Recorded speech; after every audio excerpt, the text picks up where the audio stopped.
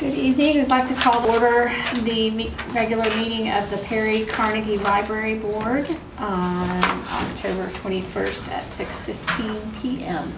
Roll call, please. Coffee. Here. Bledsoe. Here. Marshall. Here. Davis. Coldarn. Here. Rupp. Williams. Here. Brown. Here. Worthing. We have quorum, and I would like to ask Gloria to open us in prayer, please. Okay.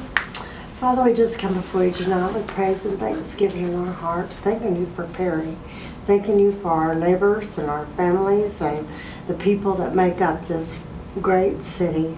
We thank you for those that are seated around the table tonight to make decisions concerning the city and the best interest of the city.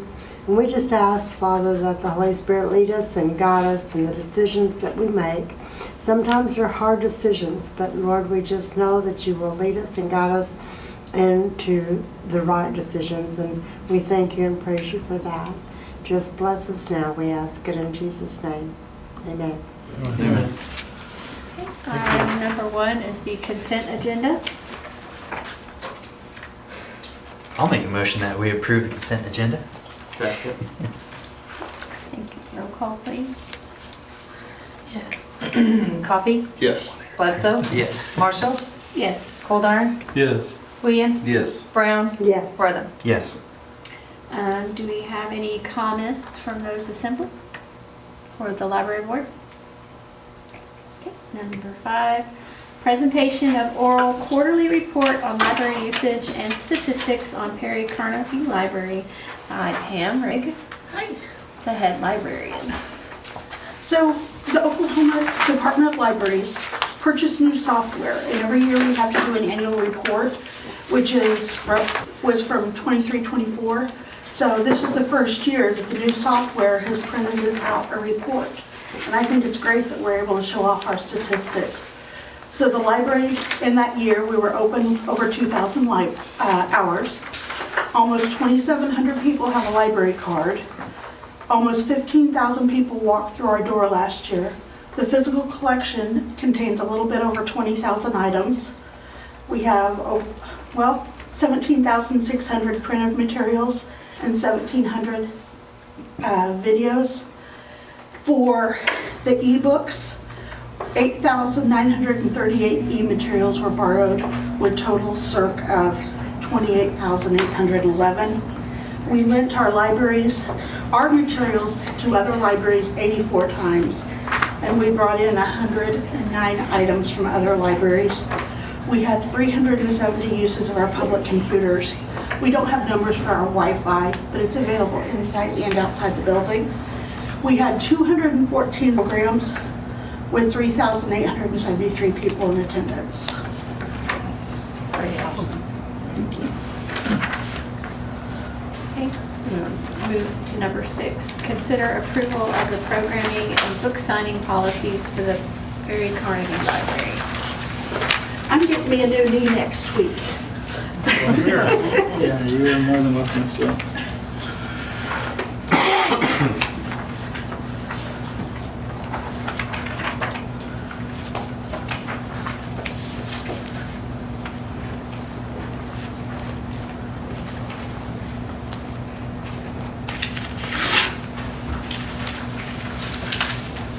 Which one's first? The book signing policies. Book signing? It has become much easier for people to get their books published, which means many more people would like book signings. And some libraries do have book signing policies, and actually I think this would be a very positive thing for us.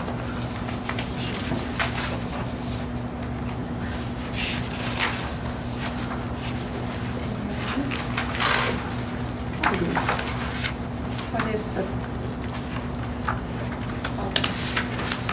The programming policy, when I look at other libraries, a lot of them do have programming policies.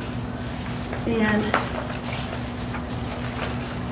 to me, it's just a clear pathway for the staff on what we do and how we do things so that everyone can understand and we're all on an even keel.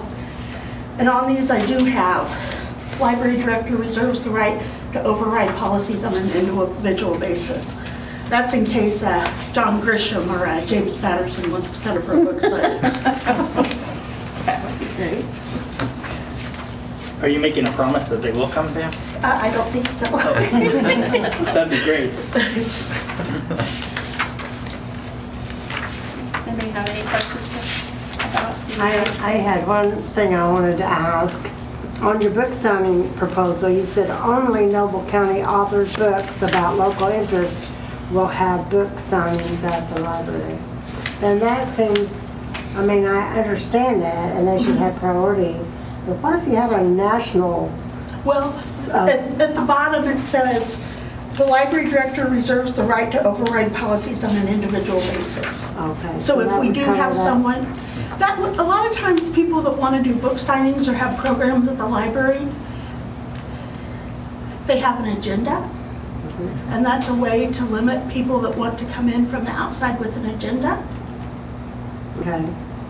Very good. I just watched a Hallmark movie this week and they were having a book signing of a national author. Well, and when I read that, I thought, what if we had a national? Has anyone watched the Bass Reeves series? The who? Bass Reeves, that came out about 6 months ago on Netflix. It's so good. You can't let your kids watch it with you, but it's so good. Anyway, that author is Fred Staff, and he has had a book signing at Perry Carnegie Library. So it does happen. It does happen. Yeah, so Pam, it sounds like, just based on what you and I talked about, this policy is meant to limit the scope of people who could come into the library to more make a disturbance versus actually do a signing. And that we have the ability to override it in the cases like Gloria mentioned, in terms of if there were an author that we were interested in, that were going to be, a big deal for Perry. But not having this policy in place makes it so that that limitation is hard, right? Right. Okay. Back on the criteria, or on the programming, sorry, where it says criteria for programming. One thing there's some questions down there. Is that supposed to be filled out by some of the people? No, applying? no, that's just for staff to think about. Is this relevant to the mission of the library? Whenever you go to plan programs, you want to think, how does it add value to the community? Even if the value of the community is, we're getting kids in there to a library program to check out books. I mean, some of them are just, honestly, we do just them in the door. But a lot of them, she is trying to teach them something. Okay. So those basically need to be like a yes or something to be able to hold the programming? Is that Yes. Okay.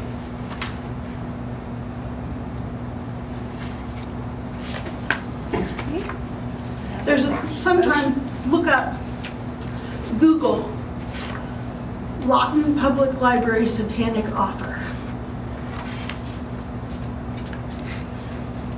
That's a good story.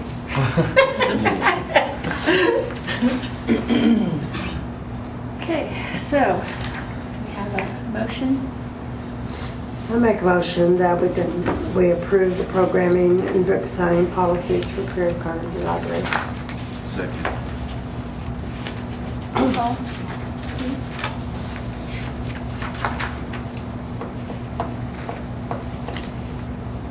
You ready? Coffee? Yes. Bledsoe? Yes. Marshall? Yes. Coldarn? Yes. Williams? Yes. Brown? Yes. Wortham? Yes. And number 7, consider approval of the volunteer policy for the Perry Carnegie Library. So this is all stuff we are already doing.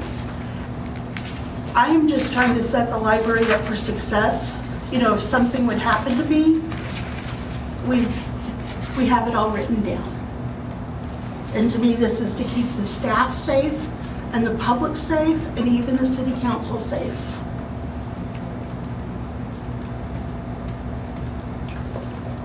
I make a motion we approve the volunteer policy for Perry Carnegie Library.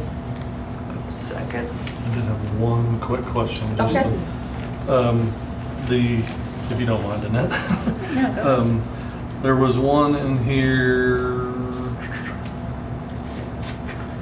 Where was it? volunteers will only be allowed in public areas of the library? Do we don't think that we'd ever need a volunteer to do something in one of our offices or filing or? Well, if they're at the children's desk, they have access to the circulation records and the patron records. And if they're behind the desk stairs, that's where there's 2 computers.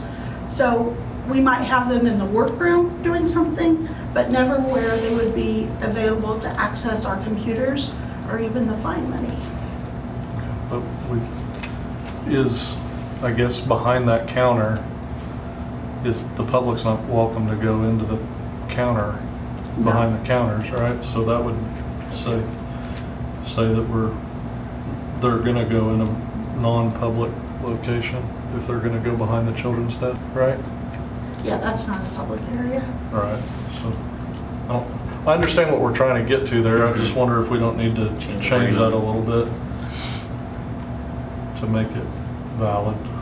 Like volunteers will only be allowed in approved areas of the hotel Yeah. or something like that, or Yeah. Say that louder.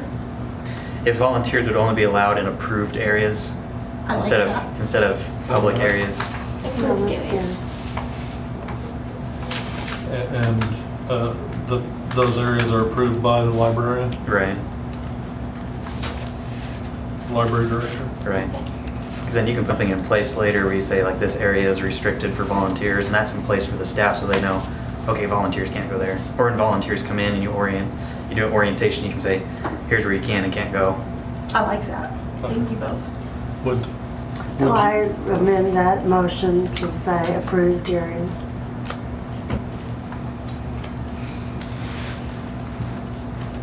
We still have a second. Second, yes, second.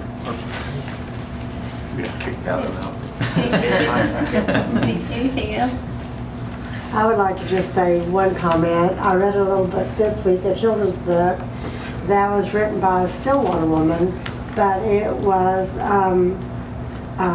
the artist work, and it was done by a woman who formerly worked at Perry Carnegie Library, Linda Tressler Smolin. Okay. And it's just a delightful little book, and I have a copy for my great-grandkids. And What's her name again? Linda Tressler Smolin. Okay. I'll try to bring it by and let you look at it. It's just a simple one, but it's just a really neat. My little granddaughter loved it. Great granddaughter. Roll call. Coffee? Yes. Bledsoe? Yes. Marshall? Yes. Goldar? Yes. Williams? Yes. Brown? Yes. Wortham? Yes. Any new business? Adjourn. Motion to adjourn. Second. Thank you, Pam. Coffee? Yes. Bledsoe? Yes. Marshall? Yes. Goldar? Yes. Williams? Yes. Brown? Yes. Wortham? Yes.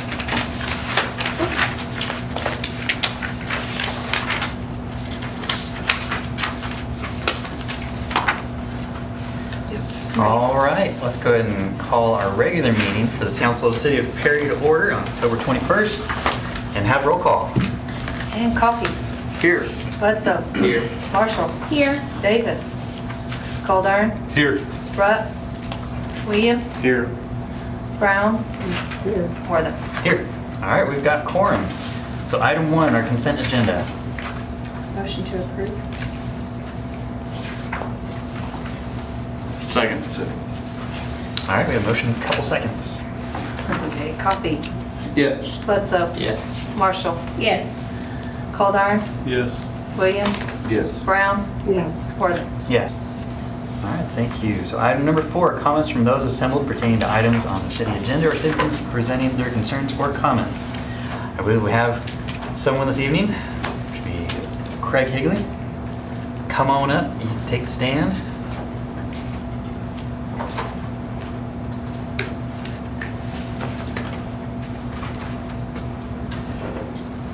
Do I need to introduce myself? And Go for it.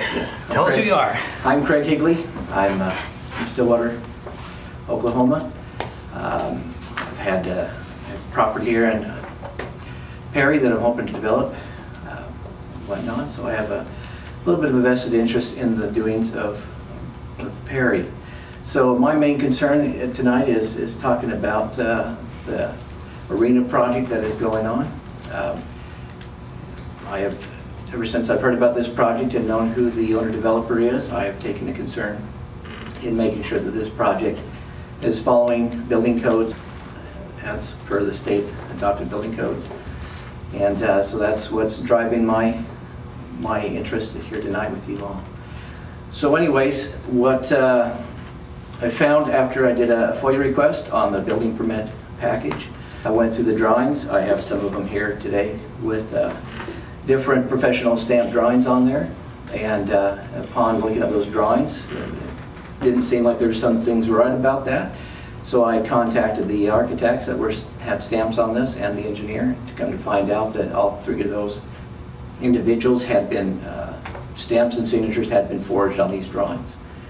So based on what my understanding is, there were drawings that were submitted by the owner-developer in the effort to get a building permit, which he did get a building permit for, under these, what I'm going to say, fraudulent drawings and stamps.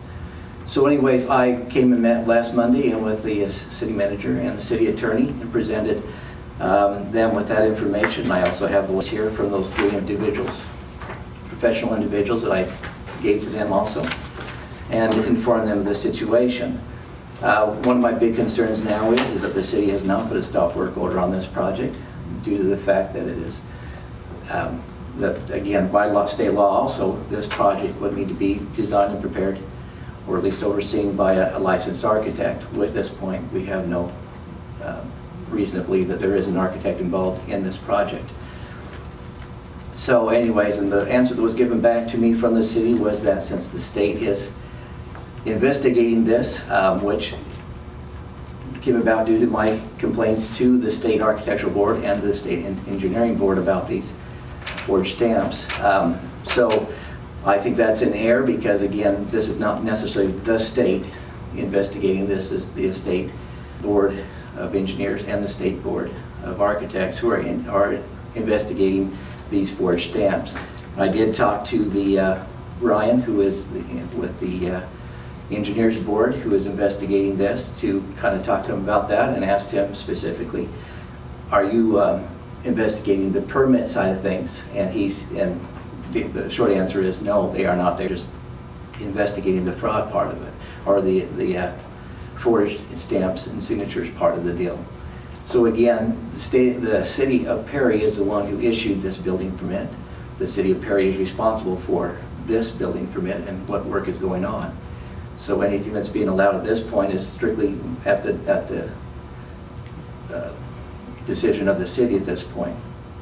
So anyways, I'm just here to let you know that, what I found, and want to make sure that the city is running this thing correctly. I think there are definitely concerns about the owner-developer and the decisions that they've made. I think there's definitely concerns with the third-party reviewer that has been retained as the building official for this project.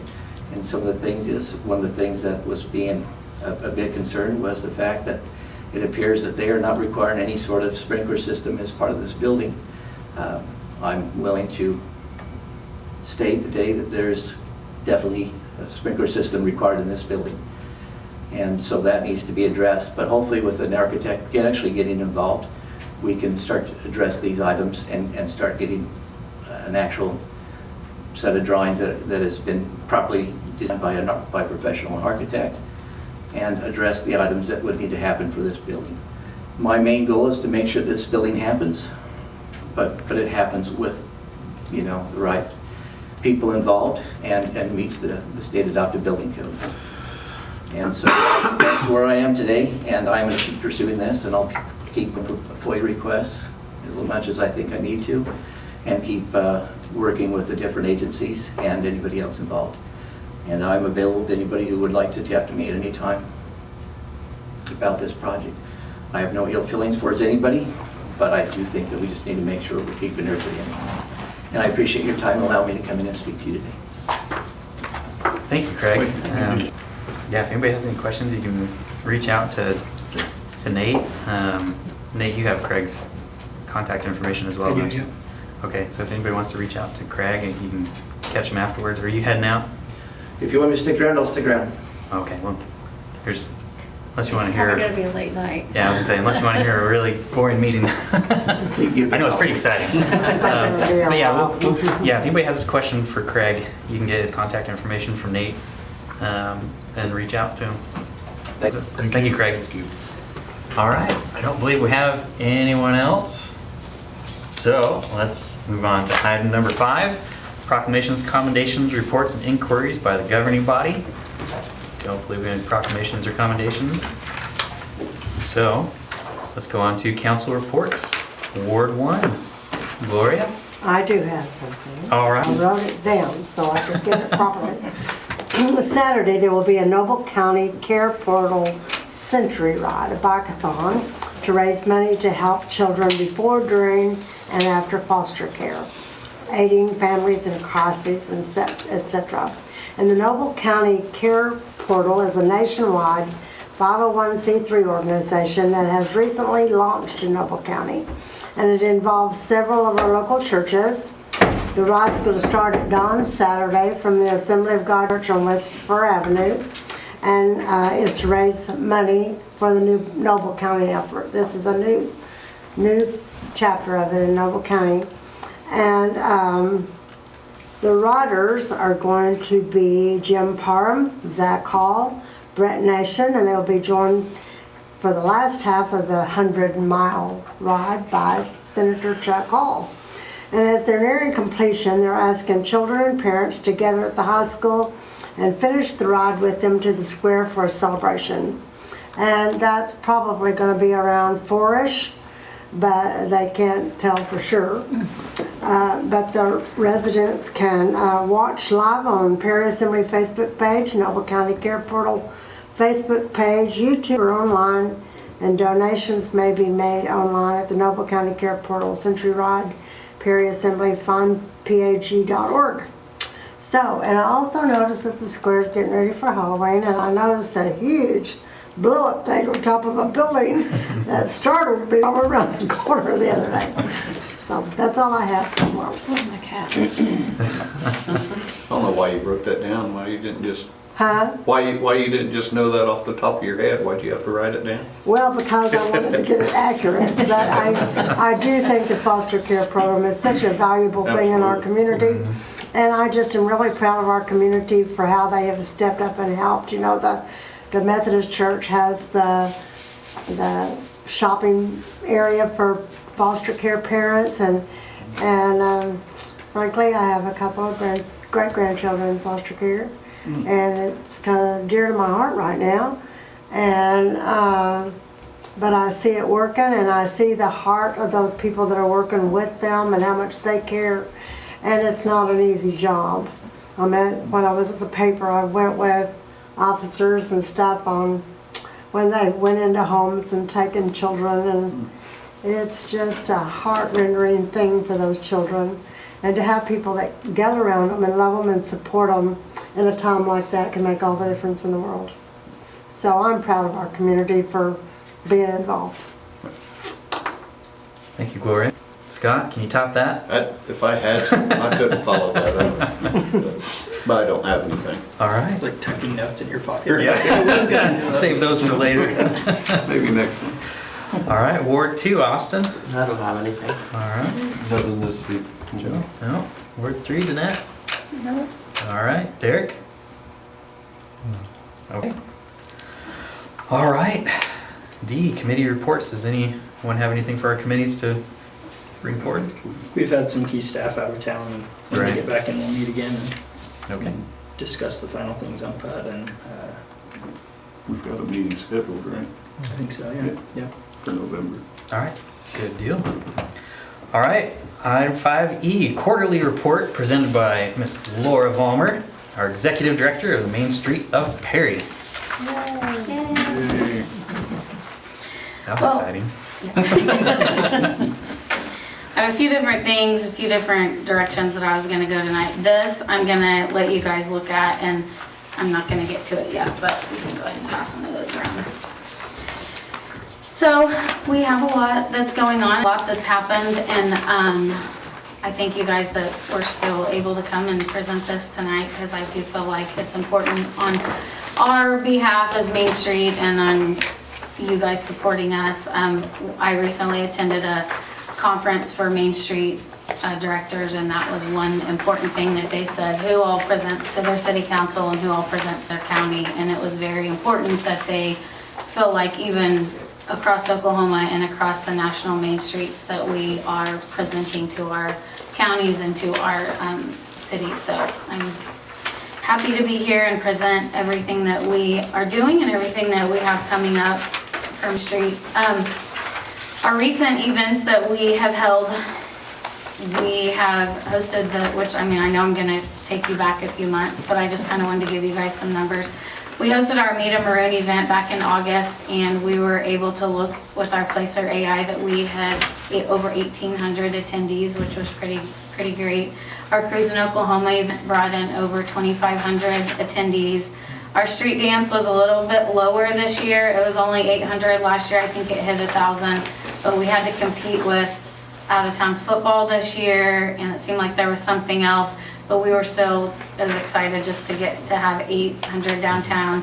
And then our Main Street banquet that we hosted downtown a few weeks ago, we only sold 180 tickets, but Placer showed that we had over 600 attendees downtown, so that means we had a lot more people that came that weren't even a part of our banquet. So I thought that was pretty exciting. A little feedback on our Main Street banquet. We had reached out to the Oklahoma music industry prior to the banquet. The company who came in that did our sound said you should reach out to them. This is the kind of stuff they want to see in rural communities. They want to see local music staying in Oklahoma. So I reached out to them.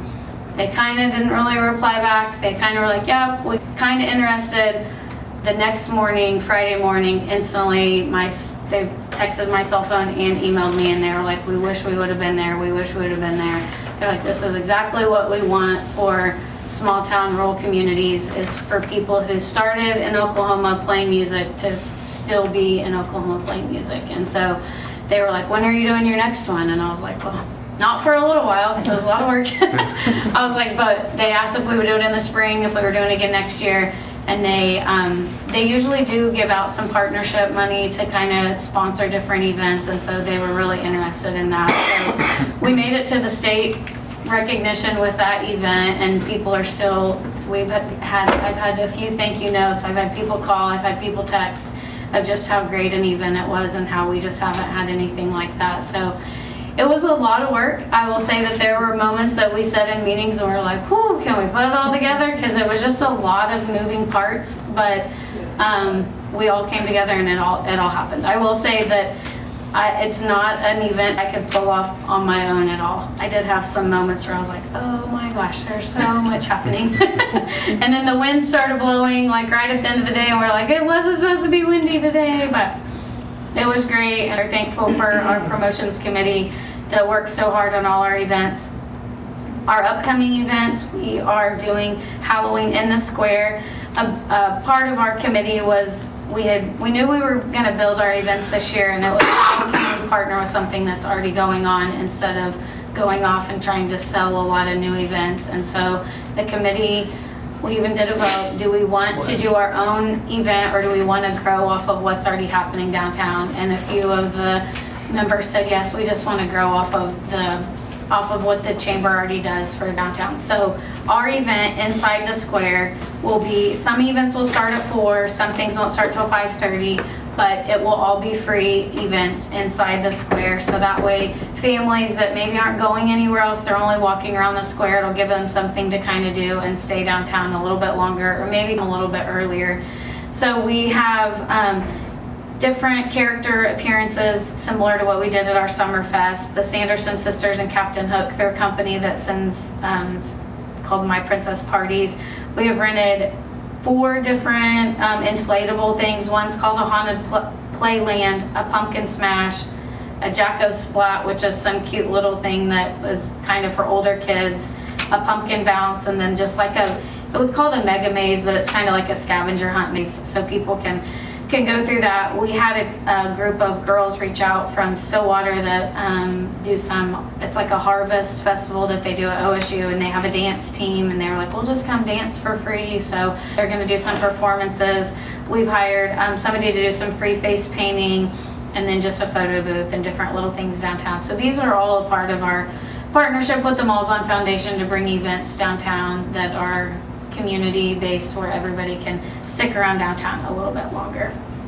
We'll also have some food trucks, local food trucks, and as always, we do have a sign-up genius for most of our events, so if anybody that's ever interested that wants to volunteer for anything, we welcome all the volunteers. We have scheduled our Christmas parade and snow tubing event on December 7th, and this is an event that we agreed last year that has kind of outgrown a weeknight, so we've moved it to a Saturday. We're hoping it'll be just as successful, but we do understand that like it might not always stay this way, but we're trying something different. We just felt like it's gotten big enough that we felt like it could be a good Saturday event, so we're gonna do that on December 7th. November 30th is the Shop Small Saturday, and that is just the Saturday after Thanksgiving, so we're hoping downtown businesses will participate in that. We do partner with the Lions Club to do the pet parade, and that date has not been determined yet.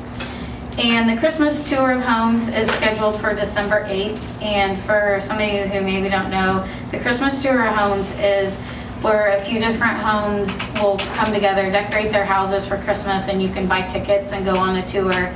All that money goes back to the downtown Christmas lights. So every penny that was spent last year, they bring it all to us, and we put it and we save it for updating the Christmas lights. So this year I've already worked with Patty, and we have purchased over $2,000 worth of new downtown Christmas lights. So she'll kind of look at stuff and be like, well, this needs updated, or these bulbs we can't find. And so kind of we just are slowly transitioning to some newer things downtown. So that's always exciting when we can do that, and Patty is always so excited to have new stuff. And we are also doing like a Christmas fundraiser. We tried this last year, and it was very well received from the community. It's fresh garland, fresh wreaths, and fresh centerpieces that we have ordered, and the company only works with nonprofits, so it is a fundraiser for us, and we also take that money and put it towards downtown. So if anybody's interested in that, the orders can be placed on Facebook, or somebody could send us an email as well. The facade grant applications are always still open. We have recently just done 2 different facade grants. One was the Sloan Advisory and Tax Solutions.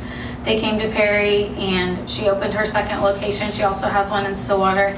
She was very excited that we had something to offer her for the front of her building. She said if she would have chose any other community that she worked with close to Stillwater, she said she wouldn't have got any assistance like this, and so they were very excited.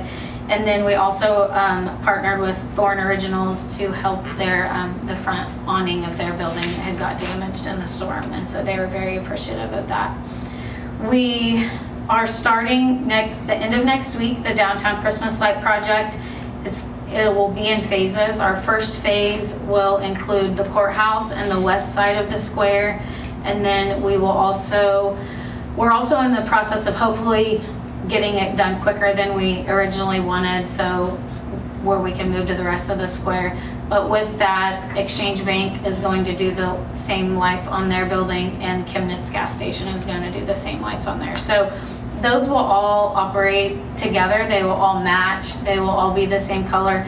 Most of the time they will be a classy white color. We do plan on having some type of a calendar so that like at Christmas they can be red or green, and different holidays, but we don't plan on making them anything that's gonna like stand out. But we're really hoping that it showcases the downtown when the time changes, because there's always those things where it gets dark so early. So we'll hopefully that will be exciting when that all gets installed.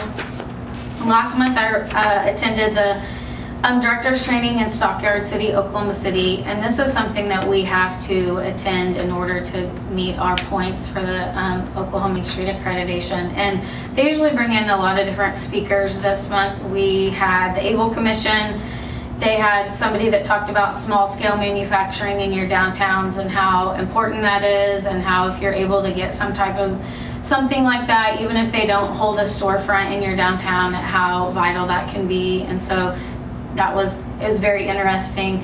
They gave us a little bit of background information on different things, as well as Oklahoma Certified Main Street Incentive Program that they have just started. And I met with Nate last week and kind of tried to ask him all about it, and it's brand new, so we're not really sure exactly the ins and outs of it. We have a call set up with Carla Jackson. She's the grants coordinator with the Oklahoma Main Street, and it's just an incentive program that we, as a fully designated Main Street, will be able to apply for every November, and we can get up to $150,000 just for our organization to go to any public or downtown, like any renovations that we want. So they kind of went through different things that you could do, like investing in more facade buildings on the fronts of buildings, landscaping, investing in infrastructure that improves the visibility of downtown. So there's a lot of different things, and it's so amazing that they're doing this for us, because it's been pushed and pushed and pushed. Like, you're doing this for Route 66. What are you doing for the main streets that aren't on Route 66? So we're hopeful that we might even be able to apply for it this year if we can find something that we are interested in. The back end of it is it kind of works taxes, and so you have to work with a business in your community that's willing to allocate those employee taxes, and that's where we're not 100% like sure on how that end of it works. And then is it also a matching grant where they're going to say, you know, you need X amount of dollars. So we're still in the beginning phases of that, but we do have a call set up next week to get more on that. We keep going through all this. I don't feel like I need to go over every single little thing. I'll go ahead and jump to what you guys have in front of you. That is a Placer AI leakage report. So I do a monthly call with Angie from Placer AI, and every time it's just like so amazing, and 30 minutes is never enough because I always have so many questions for her. But we had ran this report last month, and it is not a report that I can run like quickly. It's a report that I have to wait up to a week to get back. And so I got it back in an email, and I said, can you show me what this report looks like? And if this isn't sure, I understand what that is. So what we did was, she said, how far outside of Perry do you want to look? And I said, I don't know. I was like 40, 60 miles. And so I think this is maybe right at 60. I think the edge of it ends up being like right at Edmond, maybe in that area. But if you look through it, it just kind of shows like what people are leaving Perry for, and like where are we losing these people. And you could get as detailed as you wanted on this to go like this many people are going to this type of gas station and to this type of place, and like even with like the restaurants and the groceries and the superstores, you really have to get like a little detailed and going like, okay, well this place does do restaurants and they're a superstore, but what are they falling under? And so it was really interesting. And today we kind of played around with the O'Reilly's building, because I was like, well, we have this building and it's empty and this is a square footage, and she showed us how we can actually get as detailed to find a business that matches us like 100%, whether that's what we want to go in that location or not, I'm not sure. But say that we wanted some type of a restaurant, it would match our demographics like perfect if we were to get in, I can't remember, it was some seafood place that was not found in Oklahoma, but it just matched our demographics to the size of our town, the size of that building, the education, and like the population of like this age group, and like, I mean, it was pretty crazy. And so we're hopeful that we can start tapping into a little bit more of this as we are learning a lot more, and hopefully fill some of the downtown businesses. The only hiccup we have is like the closer you get to this building, and the closer you get to the city hall, and the closer you get to any type of church or a school, they don't show numbers on those. So you kind of have to be a little bit more particular with some of those. But if anybody has any questions about this, I can try to answer them. What were And if the- not, I will find answers. Was this over like a specific period of time? So this was from January to August January, August, okay, of this year. of this year. 6 months. And then the residents, or the number of residents, Perry residents that attended these places, and then the resident visits are how many times they went. Yes. How many times? And then on another report, it didn't, we went through this report today because I was like, I need to print something off that I can hold, and we went through like 6 or 7 different reports. One of them showed the average dollar amount spent at grocery stores, and we were like, well, that's not right.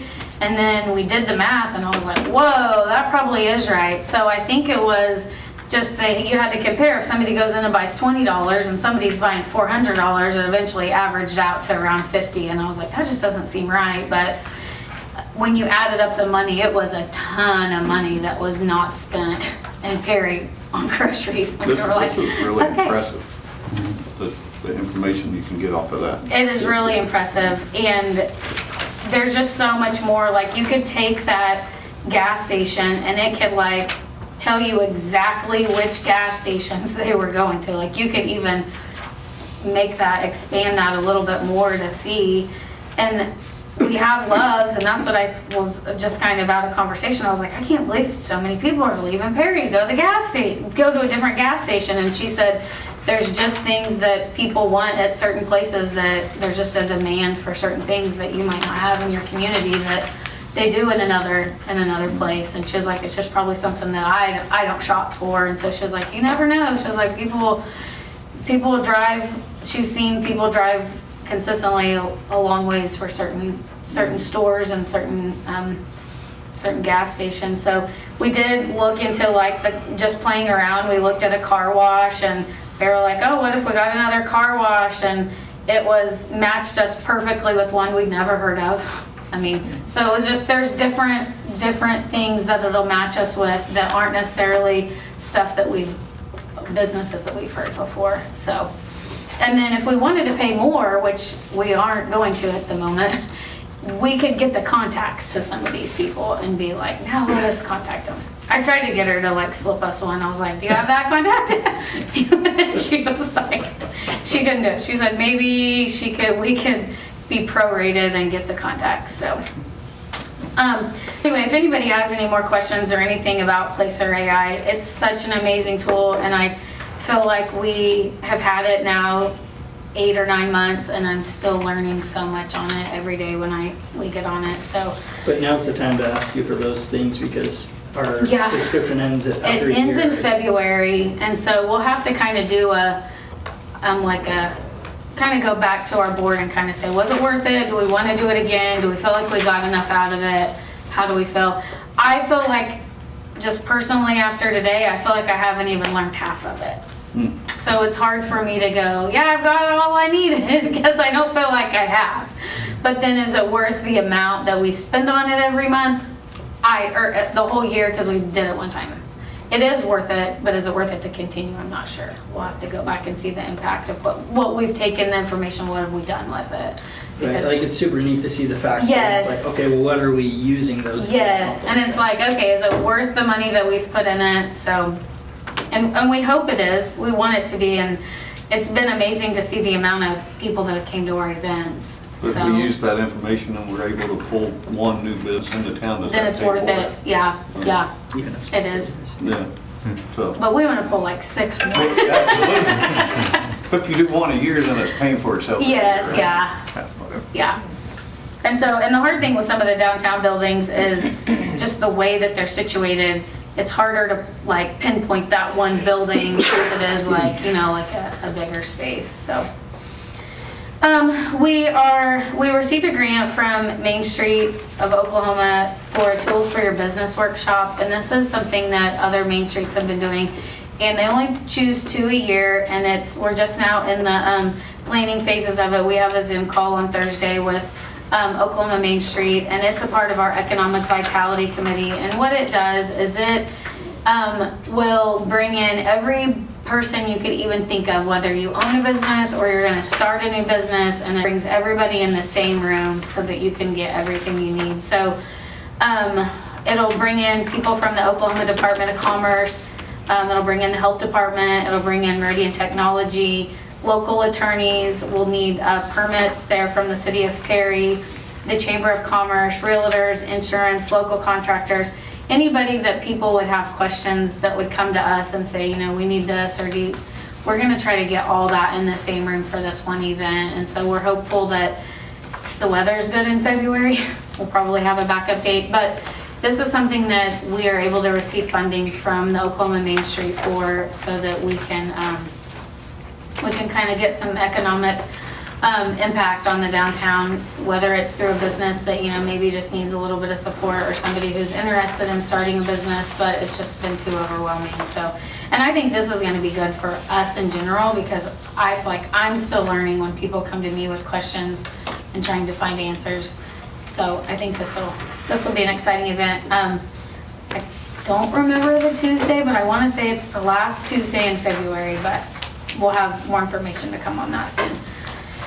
I did want to recognize that at our Oklahoma Main Street banquet, we did have 3 winners, and we recognized a board member of the year, and that was big for us. So we recognized Ditch Witch as a premier partner, which was the first award that was announced of the whole night, and I feel like that was just so amazing. We also had Marine Nutrition and Dreamer Properties, the best facade under $25,000, and Willow Lane was the winning entrepreneur endeavor, and we recognized Carly Rupp as our board member of the year, which this was set in September, but this was actually stuff for 2023. So normally this banquet would have been held in May. It got pushed back to September, so all these things were actually 2023 things. So we have hired 2 new part-time girls in the Main Street office, which has been tremendous for me, because I feel like the more things I do, the more work it is. And so Paula Gottschalk, they're both part-time. She is like an administrative assistant at the front office. She's only 10 hours a week. She is actually gone this week, but she will be there in the front. And then Aspen Ward, she is helping with operations, so more of like our events and things that are like hands-on. So it's been really great that our board's been able to have money to hire them, because I feel like we want to do a lot, and it's great having a little bit of help. A few other things I think I listed in there was just a little bit of what our committees are all doing, but I really feel like I've touched on all of them. And then we recently got 2 new board members. I'll go through our board members. Actually, we might have 3 since I've been here. Melanie McGuire is our chair, Haley Collins is our vice chair, April Bond is our treasurer, Alana Schweer is our secretary, Kim Conrad, Rick Arterberry, Kurt Andrews, Sammy Davis, Christy Conrad, Garrett Johns, and Paige Balderson all sit as board members. And then we have lots of volunteers, so. That was a lot.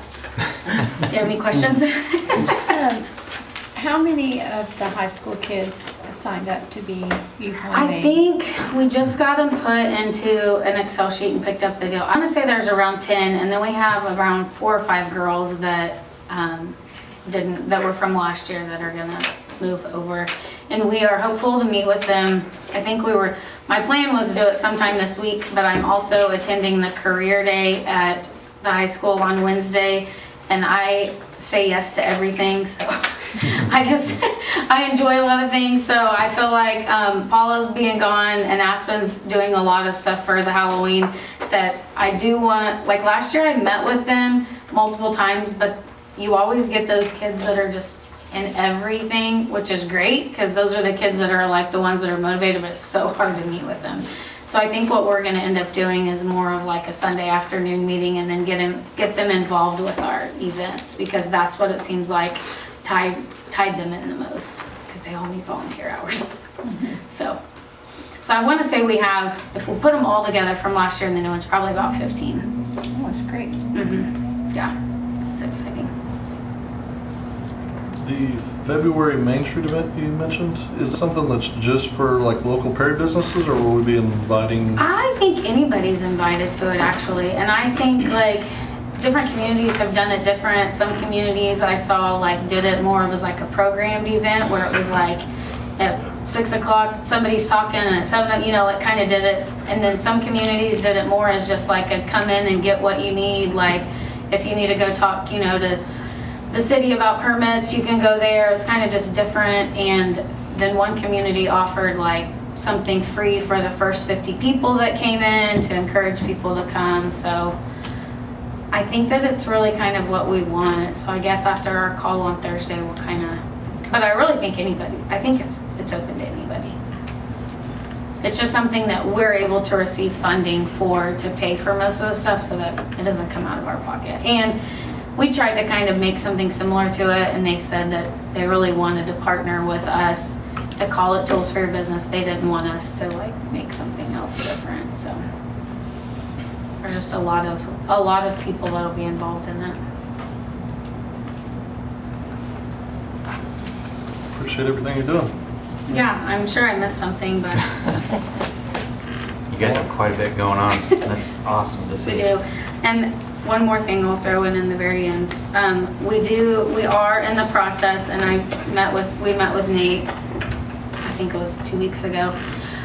We are in the process of doing a downtown, kind of like I don't know exactly, a downtown bandstand project. So we pulled the history on the downtown bandstand and how long it's been there and what the infrastructure issues that we face whenever we host downtown events and what we would like to see done. So we're gonna, our design committee as well as Nate and a county commissioner will form a committee that will kind of like oversee it. So we've applied for the Malzahns for the architectural drawings. So once we get that, we'll start some type of project. So we're excited. We feel like we have so much potential downtown, and it's just been a long time since the bandstand's really had some extra love to it. So Awesome, that's exciting. yeah. Thank you, Laura. Does anybody else have any questions for her? No, maybe. Sorry I left you No. I took you so long. No, it's, So, thank you. we A wealth of continue to come. information. yeah, and we like hearing of everything you guys are doing so much. It's awesome to hear that. All right, let's move along to item number 6, city manager remarks on current projects and activities. Awesome. So I have a few things. Most of my stuff that I've been working on over the last couple weeks is actually in the agenda, so we'll talk about many of the items later on. But a couple of things I wanted to touch on is, one, we met with Main Street and got their events in our calendar. And so now when you go on the City of Perry page and you go down to the bottom and click the calendar, you can actually see not only the city's events, but also Main Street's events. Tyson did an awesome job at uploading those and connecting our site to that calendar. We plan to do the same thing with the YMCA, the Chamber of Commerce, the museum, and a couple of others. School. Yep. We'll have to be careful with the school. The only concern we have is that they have so many things that might overwhelm the Right. calendar. But yeah, you have the idea. So this is on the app as well. I haven't checked the app, Yes. but if it's on the site, it's Should be, supposed to be on the app. should be on there. So that's kind of a cool thing. We're hoping to make that a one-stop shop for really all residents, right? That they can go to our website or our app and see all the events going on in the community. The second thing I have that I wanted to touch on is the plan for 5th Street between Odo and Noble. We plan to redo that street. I mentioned this in the last council meeting. We're planning on doing that at the week of Halloween. Critter has been amazing at there's a lot of moving pieces with this because we're utilizing some county equipment that they've been generous enough to say that we can use. And then we're renting a piece of equipment from a place in Oklahoma City. There's a lot of pieces that he's had to kind of make fall into place. And the only thing now that we're hoping for is the weather. As long as the weather cooperates, then we'll get that done the week of Halloween. So we're excited for that. The next piece is I've had a couple of questions about the sidewalk projects and some concern that people have about drainage and about, the sidewalk messing up, their dynamic that they're using their yard for in terms of, well, I park my RV here, whatnot. and just wondering if we can address those issues. If you are one of those people, we can address those issues. You'll want to reach out so we can get your name on a list. Because ultimately what we're doing right now is we're going to be interviewing architectural firms. Once we pick the firm, we can then talk to them and say, hey, these are some residents that had some concerns with the sidewalk project. Can you make sure that you take these concerns into consideration while you're building your sidewalk? So that we can try to approach those in a way that works for everybody. The last thing I wanted to touch on is just in response to what Craig had come and talked about. I already sent the email to council, so you're all aware, but just as a statement to the community, we are aware of what's going on with the arena project. The state has taken over the investigation in terms of if the stamp was fraudulent. If it was fraudulent, ultimately it doesn't really affect us. What they would do is the Crows would have to go back and get a stamp from an actual licensed architect. I guess talking with some of the people at the state level, this type of fraud is going on all over the state, where people who are doing projects will get online and say, hey, I need a licensed architect to do this project. And it'll take them to a site that sometimes is legit, but other times is not legit. And the non-legit sites will then say, hey, we will stamp your, review your project and stamp your plan for, $500 or whatever. They pay it and then they send them back their stamped plans, only the stamp is not from a licensed architect. So it's happening all over the state, and ultimately we're just waiting for the state to come back and say, hey, this was fraudulent or this wasn't fraudulent. In which case we can move forward with putting a stop order on the project, or we can say, oh yeah, you guys can continue to develop the project in accordance with the plans that were verified. So we were going to maybe discuss that in executive session. We're not going to be able to do that just because it didn't make it on the agenda because we found out too late. So if you guys do have any questions right now, I'm happy to answer them.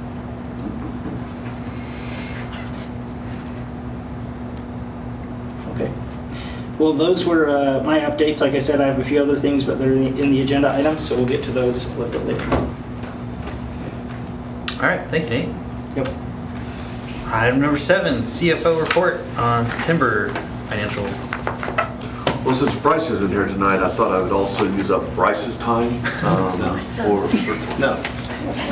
You have to tell us the history of accounning. How did it come about? Who started I thought we ought to start at the beginning with the abacus and how we work our way into where we are. Guys, I will keep it short. We've got a handful of, way more important things. If there were significant financial issues, I promise I'd be jumping up and down in front of you guys telling you, hey, we got to talk about this or that, the other things. There really isn't anything that we need to look at to talk about. The good news, sales tax and use tax both up significantly. The month we were up 12% on sales tax, use tax 18%. Again, what we expected, it's still driven by this construction piece, and luckily we have some construction projects lined up that are going to hopefully keep us a little higher than our baseline. So hopefully as the next one comes to fruition, we'll find another project that needs to go in. And to the extent we can keep those, that's going to be good for us. But those do drive a significant amount of this increase. And so we need to be thankful for those developments, but we need to know that in our reality, these aren't going to be things that we keep long term. So if we're going to spend the extra money, if we're going to use it, let's use it in one-time pieces, not in long-term committed pieces. So this is where we talk about capital outlay, where we talk about those kind of things that maybe we left off the budget originally. Now we look at maybe adding some of those capital items back. I don't want to add back reoccurring items because of the sales tax flux, because when it goes away, we now cut ourselves off and have to really cut back. So bottom line, though, very good news on that front. We are up and the numbers are looking good. Power cost adjustment. The citizens will be very happy.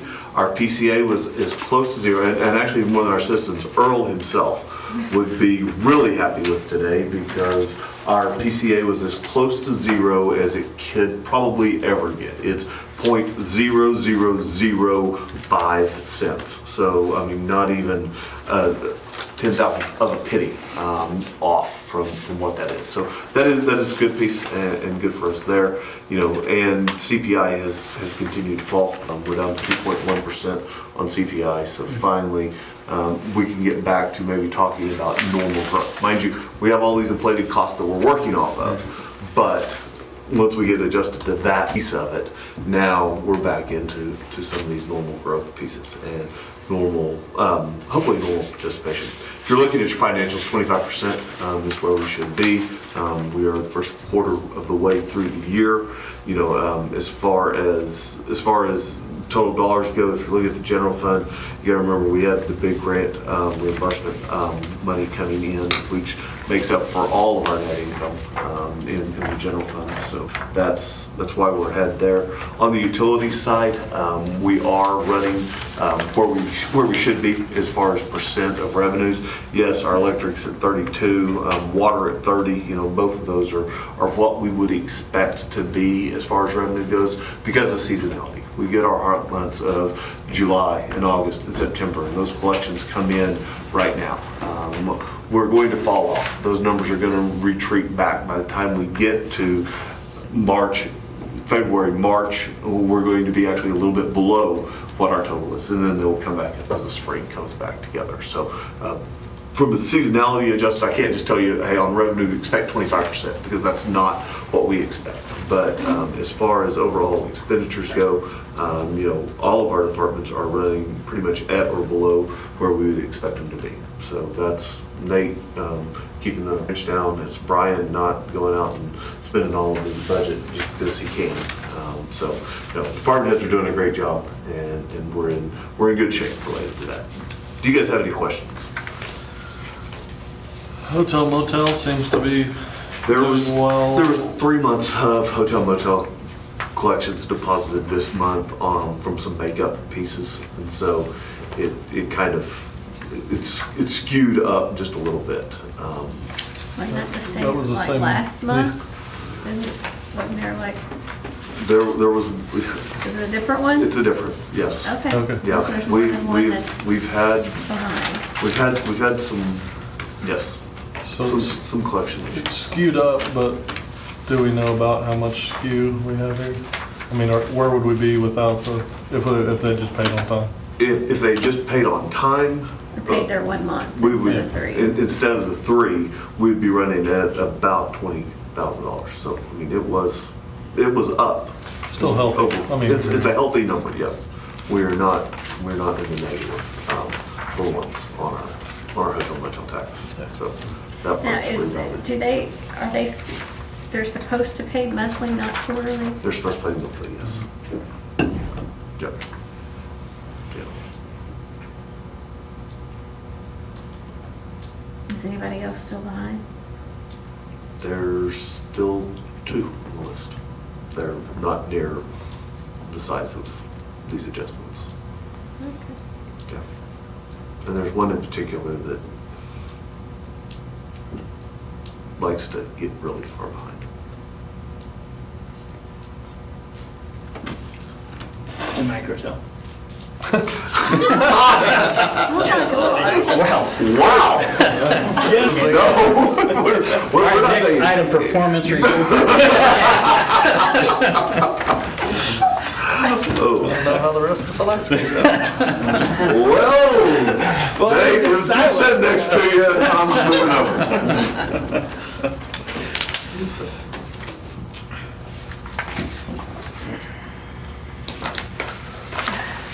All right, any other questions for Russ? All right.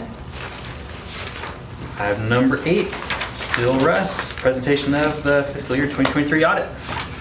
So this is a 23 audit. Janet is actually going to come out whenever she's going to get the 24 done and hopefully come out sometime either late November or first part of December. And she'll present both years, at the same time as far as that goes. Let me just hit the highlights. The audit report, which is the 1 page that or 2 pages that you have, but you don't have the numbers in your packet.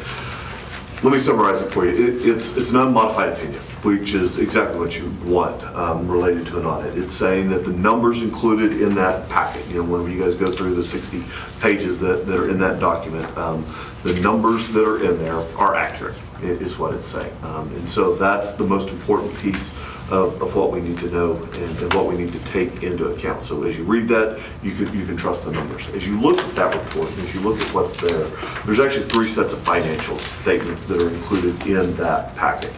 All of those numbers tell the exact same story, but they tell it from a different standpoint.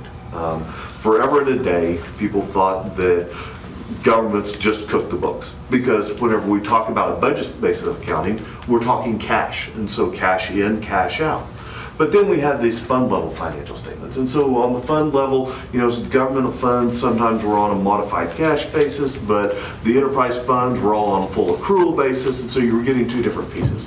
And then Gatsby, in all their infinite wisdom 25 years ago, decided that, hey, let's just go ahead and add the third. Let's add full accrual into this statement. So now there's probably not a basis of accounting, unless you wanted to include or exclude something, that the numbers are not in here for. Now you have to understand each basis of accounting, and you have to understand what it's trying to tell you whenever you look at those. But overall, you get the 3 levels of accounting. I will tell you the budget basis, which is what you guys, I just reported on, the budget basis, it's what we look at. Those numbers, there were no significant audit changes that came through related to that. Matter of fact, no material changes at all to those numbers, which is what Jana will tell you. These numbers are materially correct. So what we kept and what we present to you guys month in and month out, Jana is saying is correct. Now, there are significant adjustments to get to the full accrual basis. For instance, there's about $2.6 million worth of depreciation that is included in that full accrual set of financials that we don't tell you about month in and month out. I talk to you guys about our capital outlay, because that's the dollars we're spending today. But she's going to tell you about the full accrual basis, and so she's telling you, hey, I take out the capital outlay, I add in the depreciation, and then kind of somewhat offset. Well, you guys know very well we don't spend $2.6 million a year on capital outlay. It's because we have those assets that we bought in prior years, and a significant amount of those that we have to depreciate, and we have to bring those on and take that part down. Another piece would be debt service. On the budget basis, I tell you month in and month out about our debt service. We pay principal and interest, and I report that to you as a total debt payment. But on the financials, on a full accrual basis, the only thing you're picking up is the interest expense. You don't see the principal amount of those payments in that. So there's a lot of if, ands, or buts, and a lot of pieces for you guys to look at as you're going through there. I would suggest if you want to jump down, probably the favorite parts for you all will be back in the notes to the financials. The fixed assets and the depreciation start on page about 27. Whenever you get there, you can kind of see what we have and how we have that allocated. And then also, one of your all's favorite is always the long-term debt, knowing where we are on those pieces. That starts on page 29. So 26, 27, 28, 29, even 30 give you guys probably those big questions that you all always kind of ask us about. Now, the other thing that's included in this is she's also required to issue a report on internal controls, whether or not there was effectively problems in the internal control environment and things that needed to be noted related to safeguarding of assets, protection of the city and its whole. She issued, in her report, she has no findings related to internal control deficiencies. So that's the other good part of this report. She's saying what we're doing and how we are doing it day in and day out is sufficient to safeguard the assets of the city. So that report didn't get copied, didn't get included, but that is a significant piece, because you guys need to know that that report is there, and that is that's part of the overall governmental package of reports that have to be issued. Be happy to answer any questions you have. I could talk on and on for at least another hour and a half about this set of financials if you really wanted, but I think you guys want to move on to some other capital items. Yep. Any questions for us? I have a question Yes. on page 9, the business type activities, and it has revenues and expenses. It has revenues exceeding expenses on everything but the airport and customer service. Mm-hmm. So does that mean that water, sewer, and sanitation support themselves? Okay. What So- are these numbers? so Where? This where are is, this is back to what I was telling you, different basis of accounting. they based? So on a full accrual basis of accounting, whenever you take out capital outlay, whenever you take out the principal payment of debt service, yes, they would cover themselves on that piece. So the- But whenever you look at the daily operational cost of what we do, and that's what we talk about whenever it comes down to our budget and the utility rates and making the debt service payment, paying the capital outlay, you know, the other thing that is not included in this part would be any transfers back to the general fund. Right. You So know, that's not related in to the- those. That is not in any of those numbers. These are just their operational upper end pieces that they're looking at. So there's no debt service The or debt, anything in exactly. this little In chart that- here? in that piece of what you're looking at. Okay. Again, one of the reasons you've got to understand the basis and what the Right. numbers are, what's driving what you're looking at in that piece. Not- Because you not- can cut it into not 3 or cash 4 different basis. pieces. It is not the cash basis. It is, these are the full accrual numbers that will tie to the financials that you'll actually see on page 13. You know, whenever you look at page 13, you'll see the direct expenses. Now, the other thing that you have to remember on that water part is it does include $1 million of loan forgiveness. So, you know, if you look at the water and if you really ran that out, water shows an $823,000 net income. But we had $1 million of debt forgiveness from the ARPA funds and the OWRB that year by itself. So even looking at water full accrual, not cash, which doesn't, we're not taking into account, you know, the debt service payments and those pieces, you know, you still lost $170,000 in water. Okay. You just, but page 13, there towards the bottom, if you have yours up, down here in this bottom section, it actually gives you each of the departments and then shows you the expenses are in the first column, the revenues are in the second column. That's the operational piece.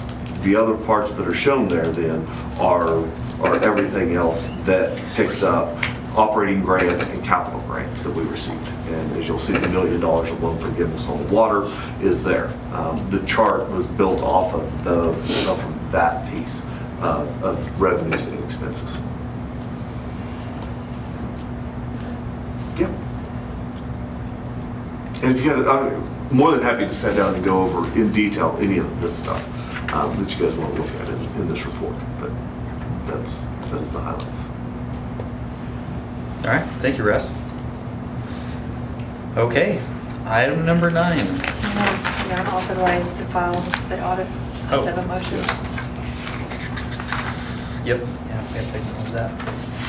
An authorized filing of the state auditor. Okay. Back to item 8. Make a motion to acknowledge the receipt of the audit and authorize filing of the state auditor. Second. There we are. Thank you. Coffee, Yes. Bledsoe, Yes. Marshall. Yes. Coldarn, Yes. Williams, Yes. Brown, Yes. Worthing. Yes. Thank you, Mayor Worthing. Here. All right, item 9, matters pertaining to the 2025 REAP grant application. Do you want to go over this before we go through each of those? Yeah, absolutely. So at the center of this is the desire to apply for an upcoming REAP grant, which is due in 10 days. In order to apply for that grant, which can be up to $150,000 in aid, that especially focuses on economic development for water and sewer, we have to do a few things. One of them is the things that the aid we're applying for has to be applied to projects that are already in our capital improvements plan. So if they're not in our capital improvements plan, like they aren't, we have to then amend the capital improvements plan to get them added. So that's one piece of this. Another piece of this is there needs to be an economic development agreement in place. Not tonight. It would have been ideal to have one tonight. We do not have one tonight. But before we actually turn the application in, we need that in place. And so that's another piece of this. And let's see, there's one other. So it's due in 10 days, we're not meeting within the next 10 days. Will we have a special meeting? No, so what my hope is that you guys will authorize me to hash out the economic development agreement with the Malzahn Foundation over the next 10 days. I spoke with Rick today, and he is amenable to the idea that we can do this project and that they'll pick up any of the costs beyond the grant, but we don't have anything in place in terms of like an actual agreement yet, so that just needs to be hashed out. So yeah, I'm hoping, and one of the pieces on the agenda is that you'll actually approve me to just make that agreement rather than me bring it to you in a meeting like this. And that would be item B, Yeah. that last one. Yep.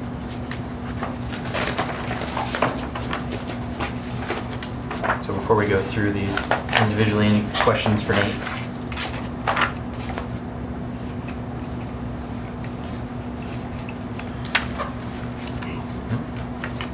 All right. Let's start with item 9A. Consider approval of resolution number 2024-11 of the City of Perry, Oklahoma, amending the 2022 capital improvement plan of the City of Perry, Oklahoma by amending section C, found on page 12, entitled Water, Sewer, Electric, by adding a project under subsection C.63 entitled Waterline Extension on 25th Street for further development, and classifying such project with a designation of mandatory and providing for an estimated cost based upon upcoming engineering quotes. I make a motion that we approve resolution number 2024-11. Second. Okay, we have a motion and second. Coffee. Yes. Bledsoe. Yes. Marshall. Yes. Goldar. Yes. Williams. Yes. Brown. Yes. Wortham. Yes. Okay. 9B, consider approval of resolution number 2024-10 of the City of Perry, Oklahoma, amending the 2022 capital improvement plan of the City of Perry, Oklahoma by amending section C, found on page 13, entitled Water, Sewer, Electric, by adding a project under subsection C.63 entitled Sewer Line Extension on 25th Street for further development, and classifying such project with a designation of mandatory and providing for an estimated cost based on upcoming engineering quotes. I make a motion we approve resolution number 2024-10. Second. Roll call. Coffee. Yes. Bledsoe. Yes. Marshall. Yes. Goldar. Yes. Williams. Yes. Brown. Yes. Wortham. Yes. All right, 9C. Consider approval of resolution number 2024-12 of the Council of the City of Perry, Oklahoma, authorizing the application for financial assistance from the Rural Economic Action Plan REAP Fund for the extension and update of sewer and water lines on 25th Street to provide for development, which will include mixed housing units, retail, and other commercial properties, and setting out the amount of the public/private match. Motion to approve. Second. Coffee. Yes. Bledsoe. Yes. Marshall. Yes. Goldar. Yes. Williams. Yes. Brown. Yes. Wortham. Yes. 9D, consider approval of the economic development agreement for the extension of the water and sewer lines on 25th Street to prepare for upcoming development with the Gus E. Malzahn Family Limited Partnership. At the very least, I think this needs to be amended. Yeah, the wording.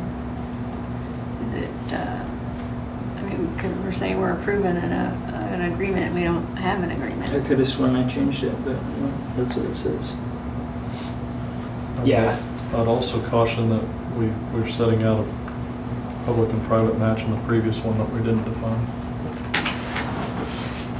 Would you repeat that? I would also caution that we, in C, we're setting out a public and private match that we didn't define yet as well. But D probably needs to be reworded to give authorization for Nate to work on economic development agreement and approve that, give him the authorization to approve the agreement once it's Agreed upon. Second. yeah, once it's satisfactory to the city's. Was that a motion? Because it's going to exceed. And that these are actually I was spending, this thinking is out to loud. change the, Yeah. I mean, this is if you don't to get a change. dollar agreement, But if they authorize to make the agreement, then well, but they need to say, we need to cap it at a dollar now, because they can let you enter into agreement, but they need a dollar. yeah. Well, I mean, they could be specific in that, but just saying, hey, enter into an agreement, then that's authorizing any dollar amount. Yeah, which is, I think, we probably need to. Yeah. Like I said, That's we're not planning on paying anything for it. You know, it's ultimately, the hope is to be grant funded and also funded. But, yeah, you guys can absolutely authorize a dollar amount. So we can make that amendment so, based on that there's sorry. no dollar amount that would come back to the city, you can make that agreement. I don't know how to word that. I'd like to make a motion that we authorize Nate to work on an economic development agreement that is in lieu of what were the two things you just said? Grant funded and Laws on fit. Oh, yes. And Grant funded and MAF also funded. funded, and authorize him to execute that economic development agreement. Second. I think that works. You got it, Christie? I do, believe it or not. Okay. Did I say amend D to say that? That's what we're doing. Mhm. Okay. Okay. Coffee, Yes. Bledsoe, Yes. Marshall, Yes. Goldar, Yes. Williams, Yes. Brown, Yes. Wortham. Yes. Did that meet your concerns, Russ? Okay. All right. Item 10, consider making application for a Rebuild American Infrastructure with Sustainability and Equity RAISE grant program for the overpass project. Yeah, so this one's exciting. I met with, David Payne and I met with the railroad, and we had missed the last deadline that they had for the crossing elimination. So we were planning on just doing that the next year, but they said, hey, there's actually this other grant called the RAISE grant that doesn't fit your project as well as a crossing elimination, but we might be able to squeeze it in and make it work. And the exciting thing about this is the crossing elimination, we have to come up with a 20% match. This grant is actually a 0% match. So it would be 100% funded. Now, if we apply for this and we don't end up getting it, we can still use, they said, 80% of the things we use to apply for it next year for the crossing elimination. So I see it as a really great opportunity to try to get this 100% funded. If it doesn't work out, we'll just try the crossing elimination next year if that's what we want to do. So we're finally buying a depot. Yes, finally buying the depot. Sorry, we're not buying a depot. Yeah, there's a, We made that comment a lot this week. yeah, I've heard Last week. I've heard it a few times. Right? Yeah. So if we get this and we get this grant, then and everything goes forward, then we're not doing a crossing elimination? Or would We that still It still would be. It would be an still- overpass. Okay. Yeah.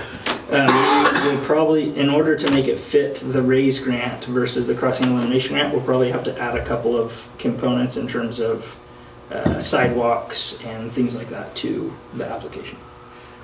Which I think in the preliminary engineering design, there was already some aspects of that, but we could probably beef it up. So to clarify that, you mean pedestrian crossing on the same crossing? Correct, yeah. Okay. Yeah, ultimately, it's all about the overpass on Fur. Yeah. Yeah. Did we not already do a feasibility study on that and it came back that it wasn't possible? No, it came back that it was possible. Yeah, in 2017 started. Like a couple of years ago, we didn't, and they came back and said you can't it's really not feasible to do it here, you need to find another place. Was there? I remember us doing, I do recall, are we going back to like when Gordon was probably still here? Is that? It's whenever Brad was on. I do remember doing, we paid for a study at one point, and I know Gordon was unhappy with some of the things that the firm we hired did, but I don't recall the outcome. I don't remember hearing that it wasn't possible. but The only thing I can say is I have a 2017 study in my possession that says it was feasible. I don't know if you guys did other studies and what those came back as, but Okay. I have that 2017. Okay. I think if I remember correctly, I probably wouldn't 100% rely on that study as we continue. Probably Yeah, I'm having Code look at it right now to that point. Okay. But if we apply for this, it's 100%, we don't have to. Yep. So if they find out when they start that it's not gonna work, we're not out anything, Correct, yeah. okay, good. Because we can still apply for that other deadline that we missed this year, next year, which was that 80%. Correct, yep. Yeah, this has no negatives except for the slight replication of work that might take place Mhm. of us applying for a grant that doesn't quite fit our situation as well as the other one, and us having to redo 20% of that work next year should we want to move forward. Right. And if this were to have sidewalks, that could be something in the future that we could talk about for our next sidewalk project, going from 7th Street to Century Park or something like that, or over to the fairgrounds. I make a motion to approve making the application for the RAISE grant program. Second. Coffee, Yes. Bledsoe, Yes. Marshall, Yes. Goldar, Yes.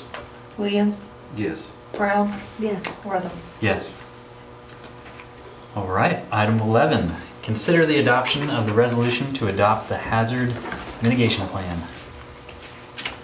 Yeah, so this is a county hazard mitigation plan that they do every 5 years. FEMA funding is applied for at the county level. And so they do a county hazard mitigation plan to make sure that every city within the county, really not just city, but every entity within the county has a substantial role to play in the event of an emergency. And that they've looked at all the hazards that could take place in Perry and in all the other entities in the county. So all this says is, hey, we've seen their plan, which I have, and it's something that we want to be a part of, that we're willing to be a part of. And it allows us to apply for FEMA aid should something happen. I make a motion we adopt the resolution to adopt the hazard mitigation plan for the county. Second. Coffee, Yes. Bledsoe, Yes. Marshall, Yes. Goldar, Yes. Williams, Yes. Brown, Yes. Wortham. Yes. Item 12, consider the amendment to the E911 agreement according to the board's recommendation. I can speak to this. The county had noticed something that they wanted changed that was kind of out of their control, and so they just wanted it striked through. Everything else in the agreement they were okay with. They just wanted just one sentence striked out. And they signed this morning in their meeting, so as long as it's okay with you guys, then. Yeah, This is we'll the sign it and last then piece. it's good to go. I make a motion we approve the amendment of the E911 agreement with the changes that have been made. Second.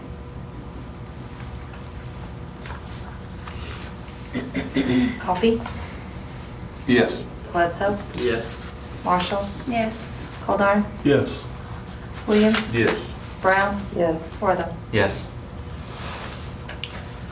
All right, item 13, consider the appointment by the mayor of 3 members to fill the vacancies currently in the planning commission. We have some spots that we need filled, and with that, I've met with these 3 individuals, and those that I'm proposing that we put on the planning commission is Kurt Andrews, Elliot Edens, and Bethany Bland. And they all agreed. They all agreed. Yep. They're all on board and they're all pretty excited to get involved. I make a motion to approve the appointment of Kurt Andrews, Elliot Edens, and Bethany Bland to the vacancies in the planning commission. To fill the vacancies. I second the motion. Okay. Okay. Coffee, Yes. Bledsoe, Yes. Marshall, Yes. Yes. Williams, Yes. Brown, Yes. Worthing. Yes. All right, item 14, any new business? Nope. Item 15, consider convening into executive session to, 1, discuss the appraisal and/or purchase of certain real property east of North Fifth Street and north of Delaware Street pursuant to Title 25, Section 307.8.3 of the Oklahoma statutes as amended. 2, for the purpose of conferring on a matter pertaining to the economic development of the city of Perry, including the creation of a proposal to entice a business to expand in its business operation within the corporate city limits of the city of Perry, Oklahoma, within the industrial park. And 3, to discuss the appraisal and/or purchase of 20 to 25 acre tract to sell to a developer for a purpose of redevelopment for residential housing and commercial business located close to Interstate 35 as possible pursuant to Title 25. So moved. Second. Coffee, Yes. Bledsoe, Yes. Marshall, Yes. Colden. Williams, Yes. Brown, Yes. Worthing. Yes.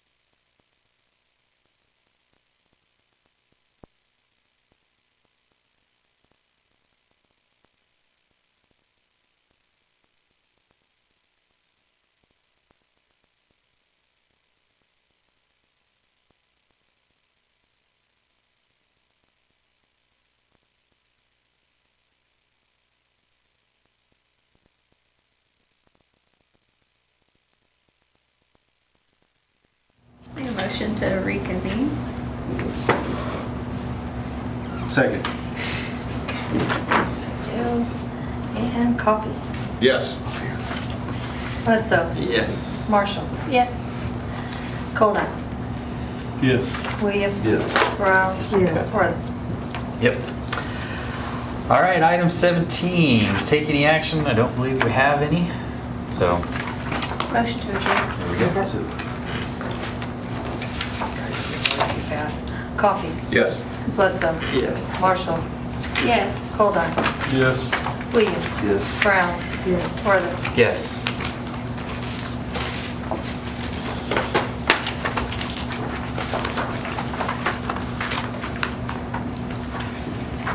Okay. All right, welcome everyone to the Perry Municipal Authority meeting, October 21st. Let's have a roll call. Coffee. Here. Bledsoe. Here. Marshall. Here. Davis. Coldiron. Here. Rupp. Williams. Brown. Worthing. Here. All right, we have quorum. Item 1, consent agenda. Motion to approve. Second. Okay. Coffee. Yes. Bledsoe. Yes. Marshall. Yes.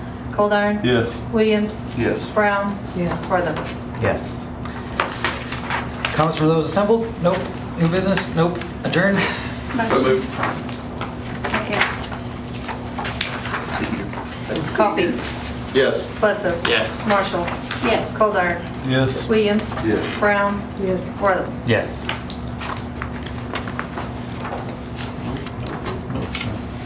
Okay. All right, let's call our meeting to order for the Perry Facilities Authority. Have roll call. Coffee. Bledsoe. Here. Marshall. Here. Davis. Coldiron. Here. Rupp. Williams. Here. Brown. Here. Worthing. Here. All right, we've got quorum. Item 1, consent agenda. Motion to approve. Second. And coffee. Yes. Bledsoe. Yes. Marshall. Yes. Coldiron. Yes. Williams. Yes. Brown. Yes. Worthing. Yes. Comments from those assembled? Nope. New business? Nope. Adjourned? So moved. Second. Coffee. Yes. Bledsoe. Yes. Marshall. Yes. Coldiron. Yes. Williams. Yes. Brown. Yes. Worthing. Yep.